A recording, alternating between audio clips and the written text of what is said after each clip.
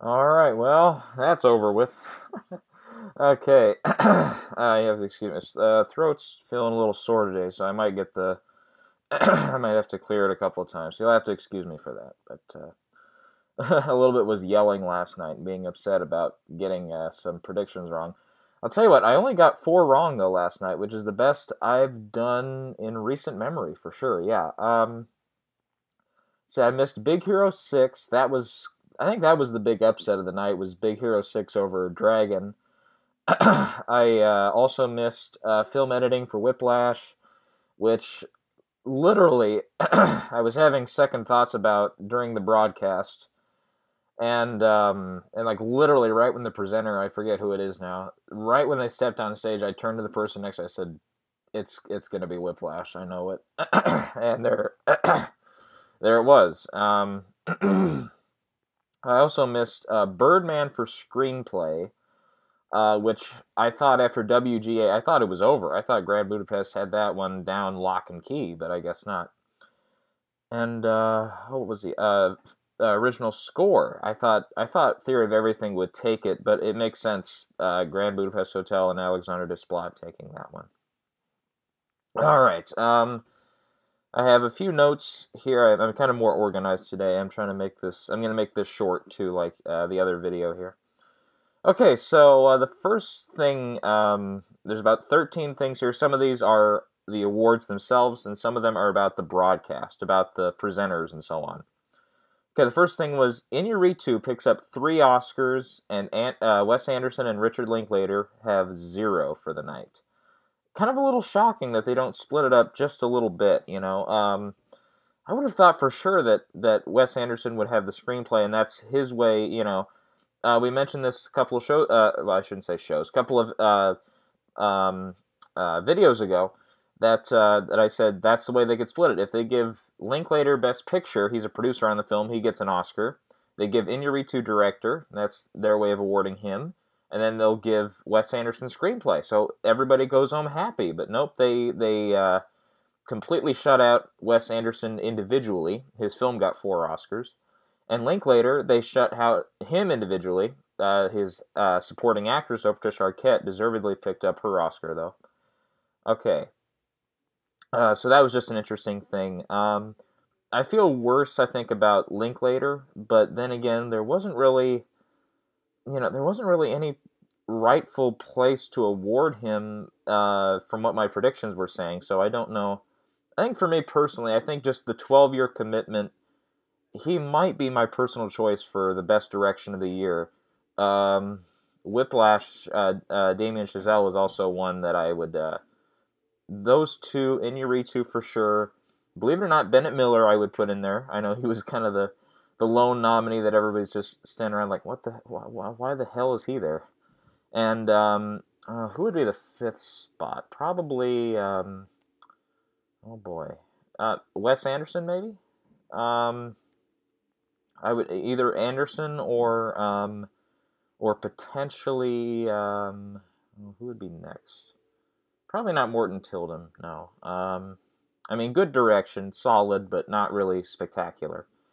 Maybe Dan Gilroy for Nightcrawler, impeccable job, and a first-time direction job too, and Damien Chazelle as well. So we could give those two, the 2 spots away. Yeah, so that's that out of the way. The next thing, I was correct in saying that every Best Picture nominee was going to pick up at least 1 Oscar. So we had American Sniper took the sound editing. Whiplash got 3, Birdman got 4, Boyhood got the Supporting Actress award, Theory of Everything got Best Actor, Grand Budapest picked up its 4, who am I missing? Boyhood, Birdman. Imitation Game got Screenplay, Adapted Screenplay, the right one, that it was deserved for. I feel like Selma got Song. Is that everything? I think that's everything. Yeah, I think that's it. Okay, the next thing, okay, generally when I watch the Oscars, you've seen my live reaction videos if you're familiar with my channel at all. Usually I watch them alone. This was not the case. This time, I was with a whole bunch of people this time, maybe about 50, 60 people. We rented out a place and we got to see the Oscars all together. And in general, the reaction to Neil Patrick Harris and his hosting was fairly well received. I'll tell you what, there were a couple of one-liners, like when he talked about Meryl Streep, like it's in accordance of California state law to nominate her. That was actually pretty funny. I laughed at that one. Um, his introduction to the to Idina Menzel and John Travolta with Best Original Song was pretty good. Um, yeah, the biggest criticism I think everybody has about his about what his what the writing was, the big time waster was that whole the box, the predictions thing. Yeah, that was it was kind of cute, and then they kept going back to it, and they kept going back to it, and I was kind of just like laughing less and less and less. Yeah, the first time I was like, okay, this will be cute. I don't know how they'll resolve it, but it'll just be a cute little thing at the end. But they kept checking in, and the chair filler that bit got really sore really fast. It was like he literally just walked up to a person and said, "So you're a chair filler, huh?" And then he would turn to the next. And I mean, it's funny to do that once and then cut away to the next presenter because we know. I mean, generally people who know the show or who have common sense know what a chair filler does. I mean, and then he talks to three people, and well, he did talk to Steve Carell, and that was a little funny gag, but yeah, that felt so. In general, I don't think he was as bad as some people are listing him today in all their columns and reviews and blogs and stuff. He wasn't that bad. He was not Anne Hathaway, James Franco bad. Next, we're going to talk about some of the musical performances. Generally, um, generally the music performances I kind of tune out a little bit. I mean, I know the songs generally. For some reason, I was not up. I didn't see the Beyond the Lights movie, so I didn't know what that song was all about. And I didn't see the Glenn Campbell thing, but as soon as that song started, I was like, wow, how did I miss that? That is, and like, there were some genuine tears among the people around me, and because they had no idea what it was about. But the performance of everything was awesome. Glory and Lost Stars, all good. Especially the Glory performance. I mean, if you can get Chris Pine to cry, that takes some doing. That was the very, very wonderful performance as well. And like I said, yeah, personally for me, the first time I heard the song, I'm like, okay. And it's that second and third time when you watch it, that's when you pick it up, and that's when you start to realize the power that it brings to the screen. And then the speeches, a few of the speeches, of course, the highlight speech that everybody wants to talk about is Graham Moore. And what a phenomenal speech and a different speech that was. Yeah, at first I didn't know what direction he was turning, and then he explained himself a little bit, and then that was a really, really nice speech. Probably one of the best of the night, definitely. Eddie Redmayne's speech was phenomenal. Really, really. I mean, that second, I was rewatching it today because, I mean, when we were all watching it together, boy, when he turned to that Oscar and he went, oh! He was so excited. I mean, don't get me wrong. I thought Michael Keaton deserved it, personally, but Redmayne was not a bad choice. Not at all a bad choice. Next to him, if you're not going to give it to Keaton, you better give it to Redmayne or not nominated Jake Gyllenhaal for Nightcrawler. Those, I think, are my top 3 performances of the year. And Steve Carell, I would fit in there. Who was my 5th? I listed these off at one point. Now I forgot who it wasn't Bradley Cooper. It wasn't Benedict Cumberbatch, the other 2 nominees. Oh boy, it wasn't... No, I forget who it is. Anyway, but yeah,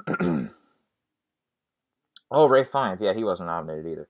Yeah, I think you would give it to, if you're not going to give it to Keaton, give it to Redmayne, for sure. And yeah, and watching his speech again, and, he mentions his wife, we see he's young.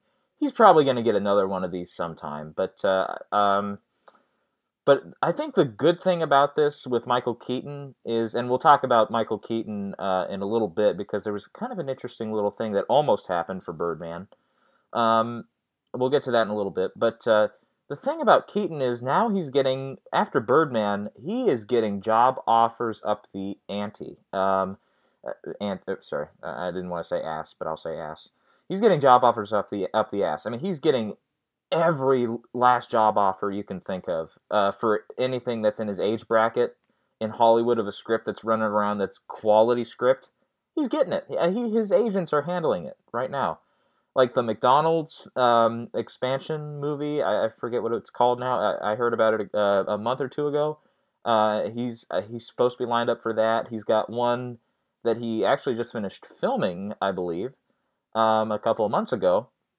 And then since then, he's kind of been doing this Oscar press. But now he might be doing post work on it. I don't know. It was something to do with like a Boston newspaper investigation, and yeah. So and that sounds interesting because it's got John Slattery from Mad Men. Who else is? Was it Ed? No, it wasn't Ed Norton. It was Mark Ruffalo, which is kind of surprising. He works with the other Hulk now. Get it? Yeah, he worked with Ed Norton, who was the Hulk, and now he works with Mark Ruffalo, who was the Hulk, and they were both up for supporting actor last night. So, okay, if you didn't get it, I laid it out for you. Yeah, so, and Julianne Moore's speech was great. J.K. was pretty good. I felt like Patricia Arquette's speech, I mean, the political aspect of it, okay, that it was really well done and stuff, but for me personally, and it's just a personal thing, it didn't have, it doesn't matter if she was talking about animal rights activist kind of potential, kind of that spot, or if it was about, oh boy, like the Ferguson issue or anything political going on. Like somebody mentioned the Hong Kong thing going on. It doesn't. I don't think the Oscar stage is a place for that. I think the Oscar stage, and especially, of course, everybody remembers Michael Moore and all that mess. I mean, sure, he had a good point and everything, but that was the wrong place, the wrong time. And I think for Arquette, it wasn't the wrong place, and it certainly wasn't the wrong time, but I just felt like the Oscar stage is not a political bandwagon, you know? You don't start something like this, I think, on the Oscar stage. And also, it was a wise decision for her, though, to, if she's going to say something about it, save it for the last one, so it doesn't, you know, in case it goes bad, then that way you don't get any backfire, and then you lose the award. Alejandro spoke about 3 times, and all 3 times he had very funny speeches and heartfelt speeches as well. Very good job. Yeah, definitely the 2 highlights were definitely Graham Moore and Eddie Redmayne, and there were the Polish guy being played off twice. That I don't think that's happened since Adrian Brody's win over a decade ago, but that was pretty smart. That was pretty entertaining to watch, though. And he had good point. It was a fun listen, and it's a great moment for Polish cinema. The first film from Poland to win this Academy Award for foreign film. So that's a very nice thing. Okay. Next, Big Hero 6.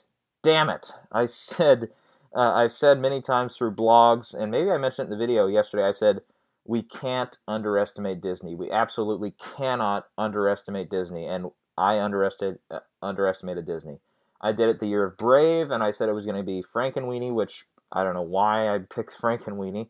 And I did it this year, and but the Annie Awards and the Golden Globes, I mean, when they line up, you think that's the sure sign that it's going to be that film, but I guess not.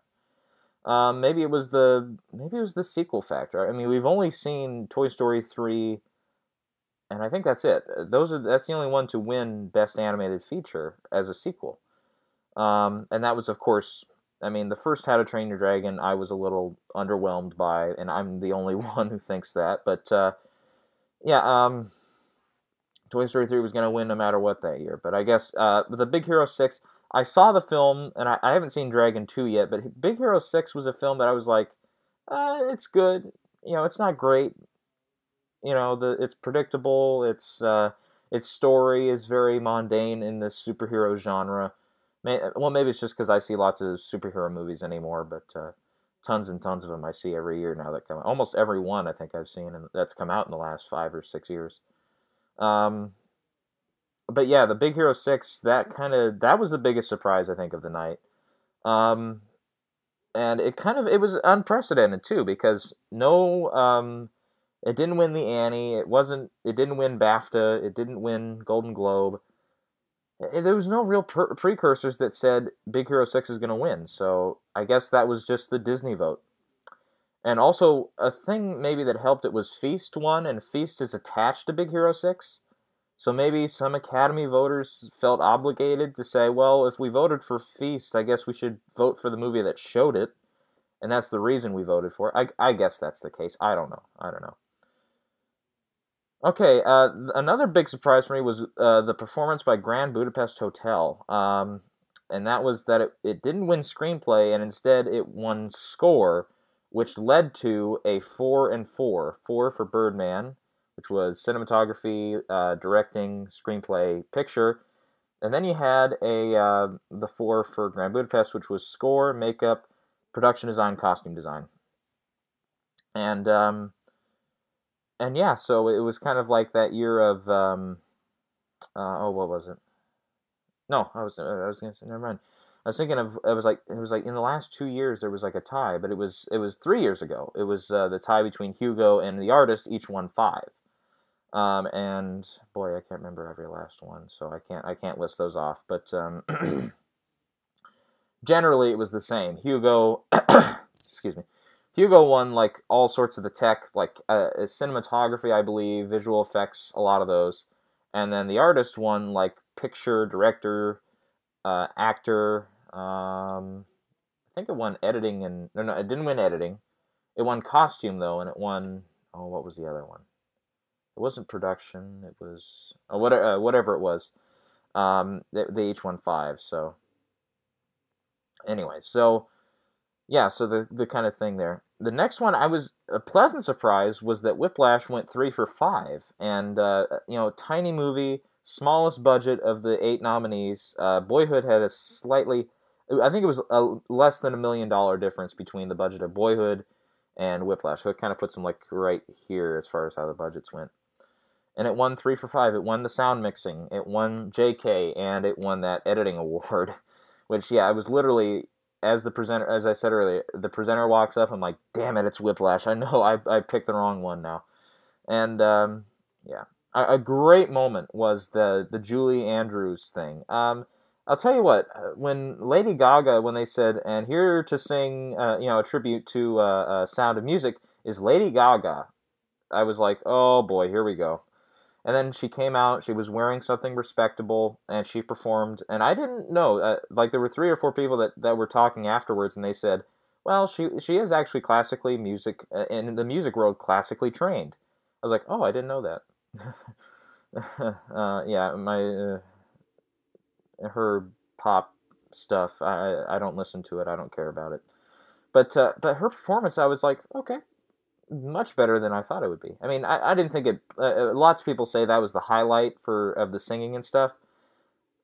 I think the Glenn Campbell song was the highlight for me. Either that or Glory were the musical highlights. I think those two combined probably are my favorites. But this is a close third. I mean, it was definitely way better than I thought it was going to be.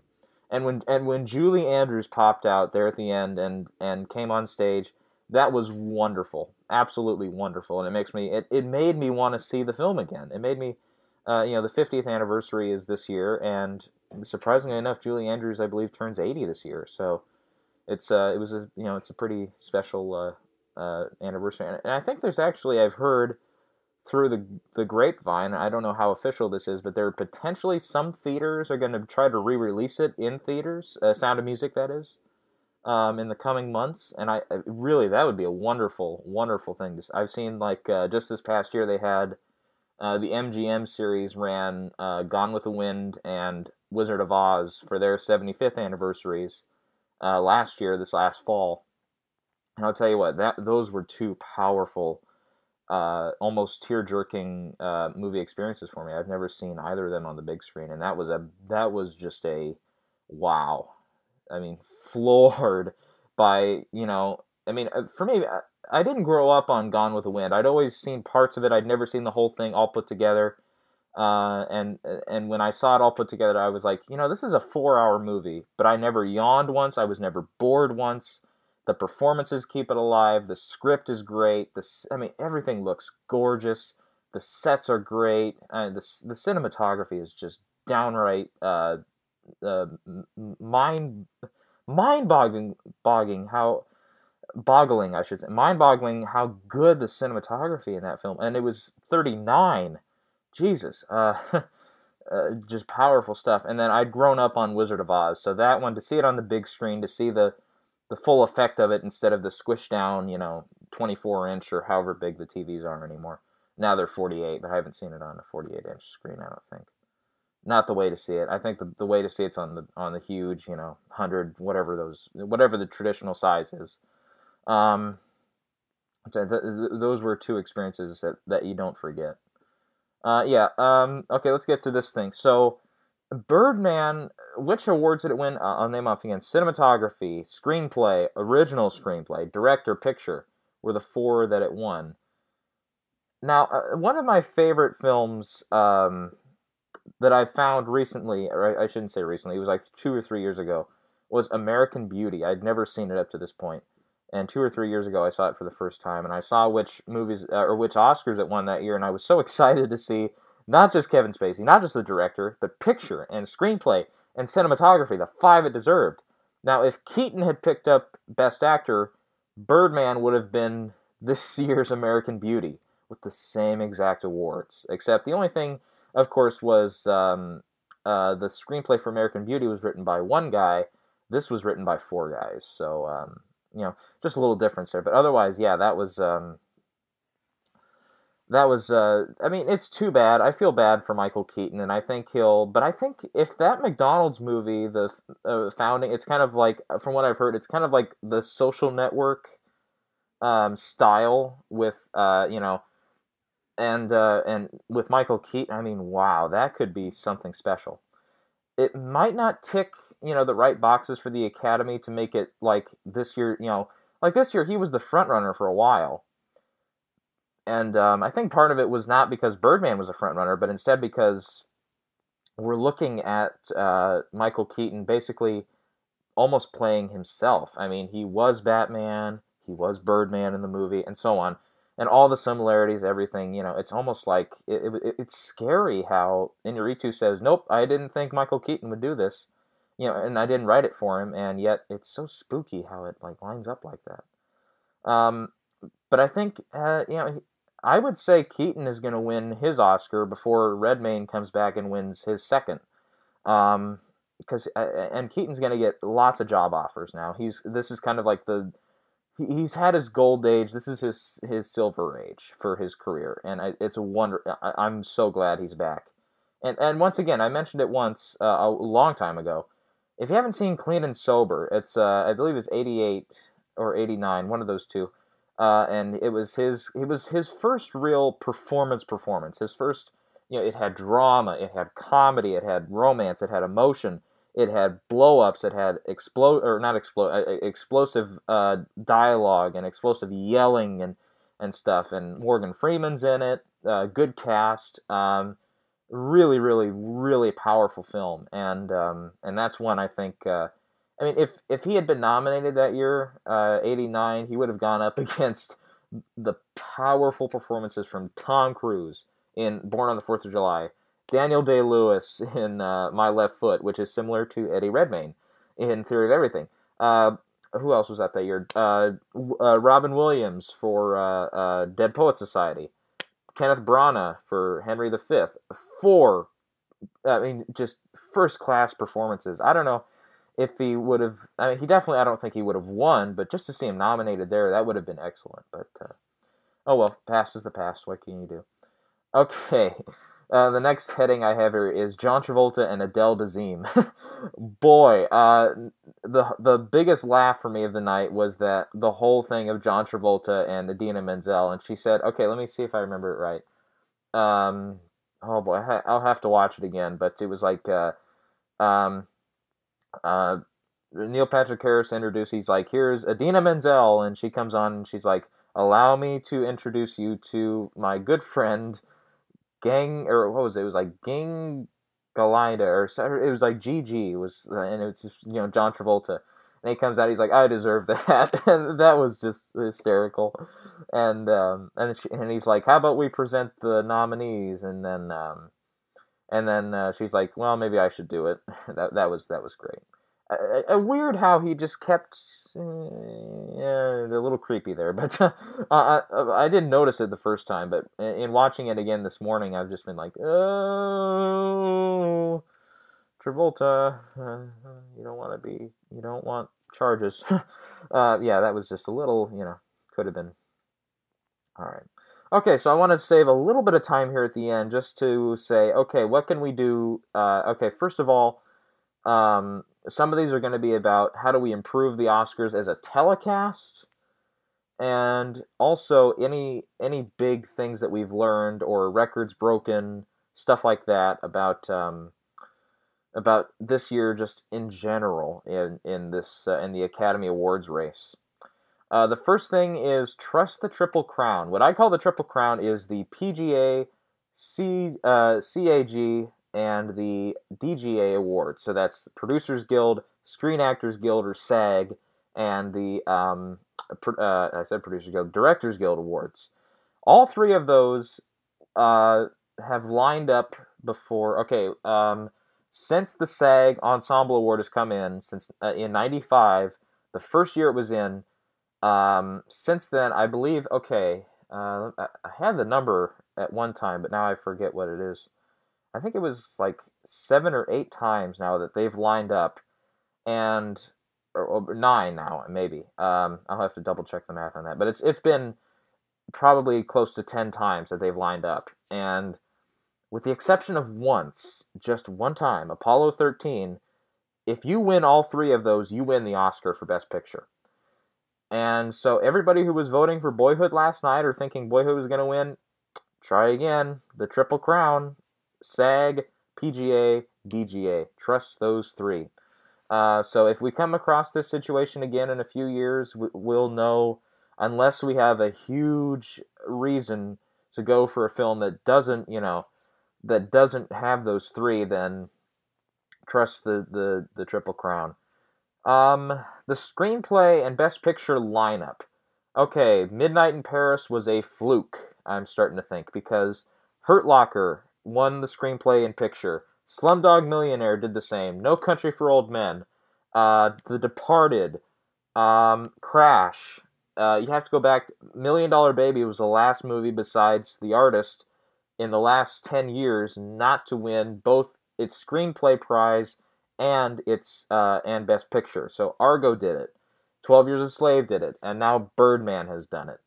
So with 8 out of 10 is terrific odds in this case, and that's just in the 10 years. In general, I think, Titanic didn't get nominated even, but okay, let me see. Lord of the Rings took it. I don't think Chicago didn't get its screenplay. I don't think. Nope, that went to The Pianist. So. And then A Beautiful Mind won its script. Gladiator did not, I believe. It might have. I'm thinking about that. I'm not sure. American Beauty did it. Shakespeare in Love did it. Titanic didn't. English Patient surprisingly did not. Braveheart didn't. Forrest Gump did. Okay, that's 20 years. Let's stop there. So it's a little shaky once you get further back, but in present times, generally, if you win that screenplay, you've got Best Picture, just like that. Third, don't discount Disney. I am never, if it's going to be close like this again, where we don't have, well, next year I think we're pretty safe because everybody's already saying the new Pixar movie, Inside Out, is going to be their best Pixar movie that we've had in a long time. And it does. The previews look like this is going to be a really, really special treat of a film, and it's the first kind of Pixar movie that I've been really, really interested in since I wasn't really interested by Monsters Inc. 2, the Monsters University. Wasn't really intrigued by Brave. Cars 2 didn't look good to me, so this is the first one in 5 years since Toy Story 3 to really get my attention. But we know next time, if it's going to be close like this, if Lego Movie were in, it would have been no question Lego Movie would have won. But if we're down to like DreamWorks versus Disney, and if you check the track record, Disney almost always gets this. There was one exception, like the first Shrek movie. Oh, there's been I think there was at least one or two other DreamWorks movies that have won here before. I know Shrek 2 didn't. Um, what else? There's been a couple others, but yeah, very rarely actually does DreamWorks win this. So we know that now. Okay, for to try to settle this whole thing of okay, so what if we want a good host? Who do we go after? Try to get people who are comedians first, and then good singers and stuff, and not TV stars or movie stars in that case, unless they can be very funny. The best examples: Bob Hope and Billy Crystal. They were comedians first and actors second.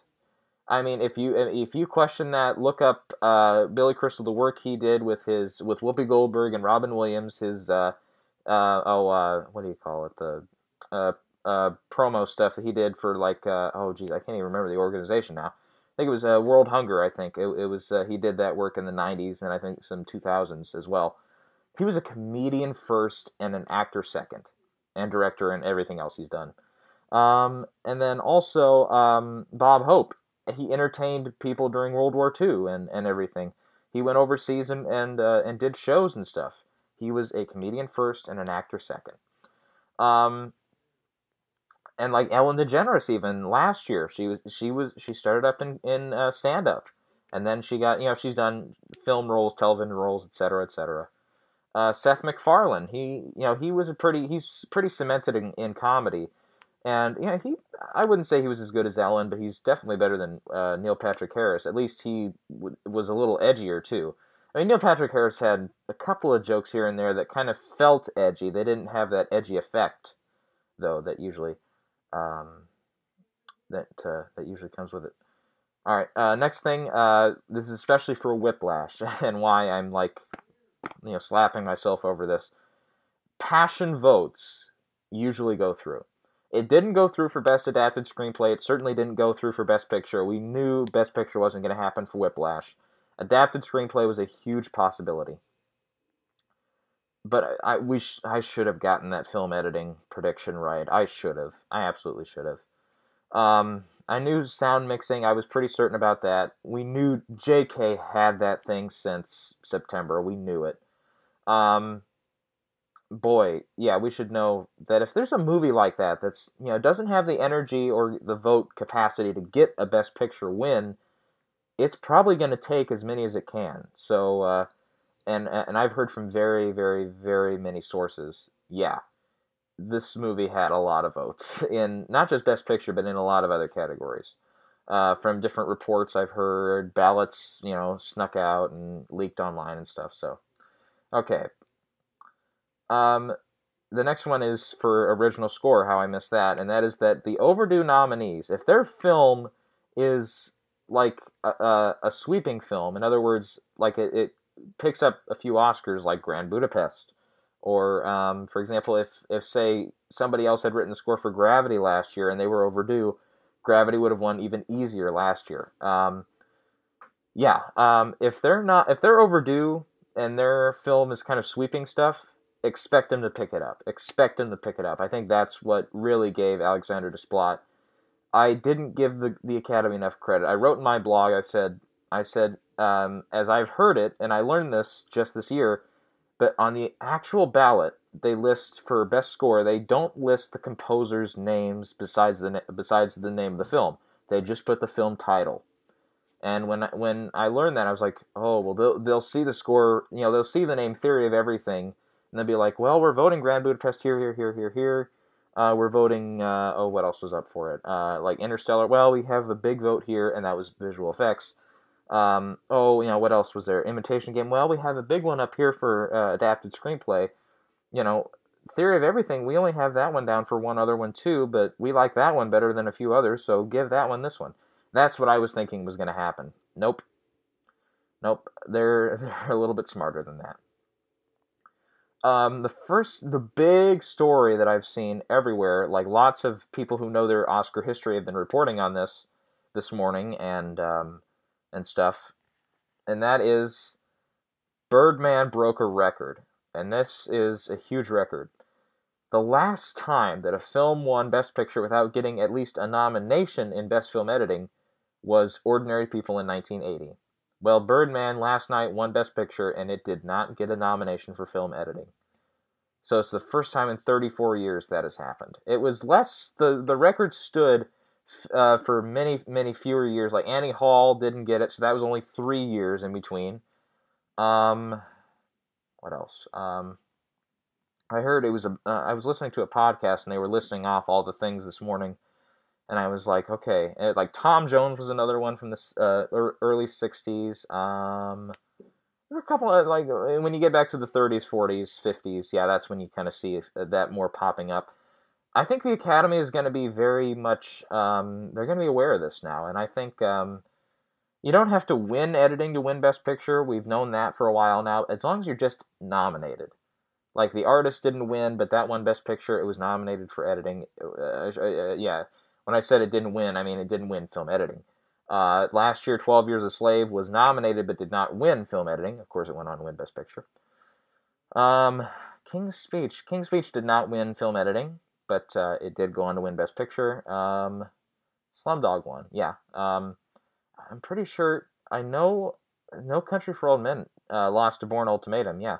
Yep, so it can happen that you can lose film editing, but you can still win Best Picture. But I think the Academy is going to be a little more wary of that from now on out. And they're going to be... I think the big criticism with Birdman was all that single shot style that was going on. They thought, well, with the few number of cuts, let's just not nominate it, because that's not really but the number of cuts, look at last year's work, Gravity, which had only 100 and something cuts in a 90-minute film, which had, like, the first shot was like 15 minutes or however long Emmanuel Lubezki did it. And look who won 2 in a row now for Birdman now, Emmanuel Lubezki. And so it was kind of surprising to me last year when Gravity won, and it felt undeserved because I agree, in that case, fewer number of cuts. But in this case, it was also fewer number of cuts, but that one-shot style just was almost spot-on perfect. Like, how they pulled it off was almost a perfect pull-off. Like, you could almost...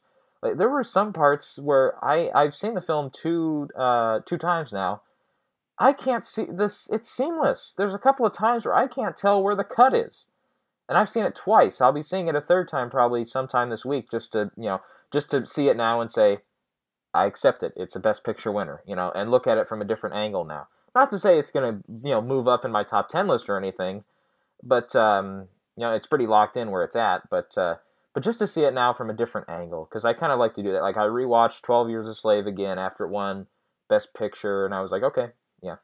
And I did the same with Argo, which was already number 1, don't worry. Did the same with The Artist, didn't like it. I didn't like it in the way of, that, it was the worthy Best Picture. No. The Descendants was a good one. Midnight in Paris was a better pick.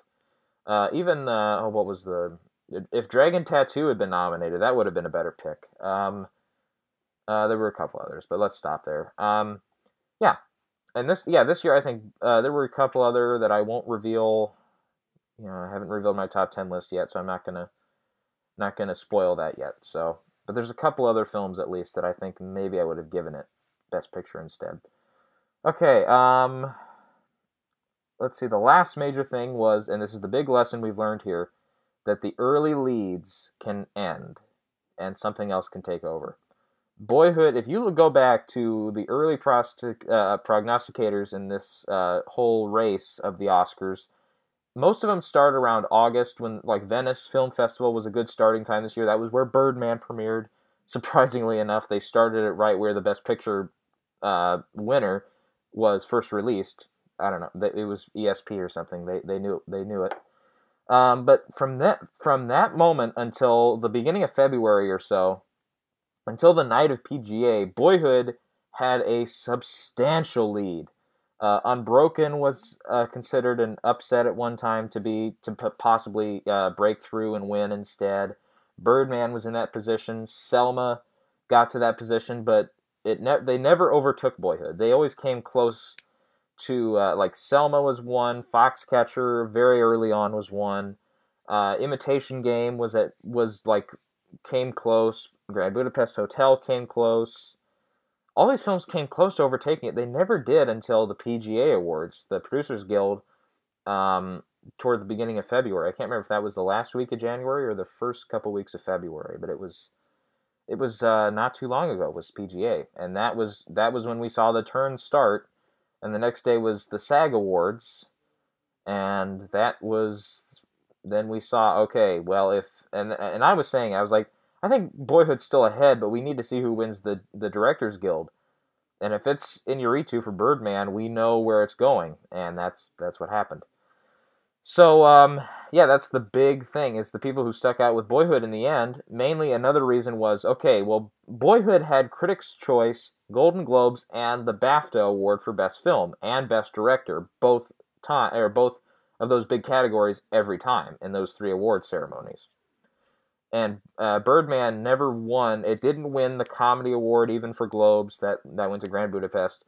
Didn't win Critics' Choice. Didn't win BAFTA. It was this was the only competitive one, really, of huge shows, the huge shows, I should say.